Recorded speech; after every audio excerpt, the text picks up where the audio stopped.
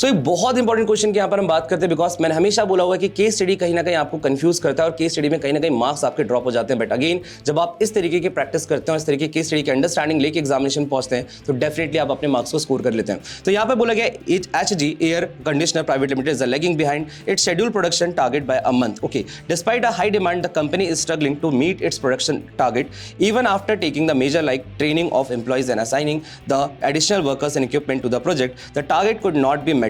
The production manager now decide to revise the standard. तो basically अगर आपको ऐसा फील होता है कि भाई हमारा जो टारगेट था कि इस मंथ में हमें इतने यूनिट बनाने, और अगर सपोज वो कहीं ना कहीं मैनेजर को फील होता है कि भाई इस मंथ में इतना तो नहीं हो पाएगा, तो वो अपने स्टैंडर्ड को रिवाइज करता है। तो यहाँ पे क्या बोला गया है, identify the step of controlling process under which the production manager decide to revise the standard setting performance standard बिल्कुल भी नहीं, measurement of actual performance, analysis deviation and taking corrective action. तो व्हेन वी फील कि भाई कुछ कहीं ना कहीं प्रॉब्लम आ रहा है और ये चीज इसकी वजह से नहीं हो पा रही, तो आप उसको एनालाइज करते हो और आपको पता चलता है कि स्टैंडर्ड ही शायद हमारा जल्दी हमने एक्सपेक्ट कर लिया था, तो आपको कहीं ना कहीं टेकिंग अ करेक्टिव एक्शन, यानी कि आपको ठीक करना पड़ता है। तो जब आपने स्टैंडर्ड रिवाइज किया है इट मींस आपने ठीक किया है। तो यहां पर जो हमारा ऑप्शन बनेगा वो क्या बनेगा, option D is the correct answer this question, यानी कि टेकिंग करेक्टिव एक्शन यहां पर आपको देखा जाएगा and taking a corrective action यहां पर हम मेंशन करेंगे। तो यानी हमारा ऑप्शन क्या हो जाएगा, option D is the correct answer. तो बहुत ही अच्छा क्वेश्चन था, एंड इसी तरीके के अच्छे क्वेश्चंस के लिए एंड क्लैरिटी लेने के लिए हमारे इस चैनल को सब्सक्राइब कीजिए।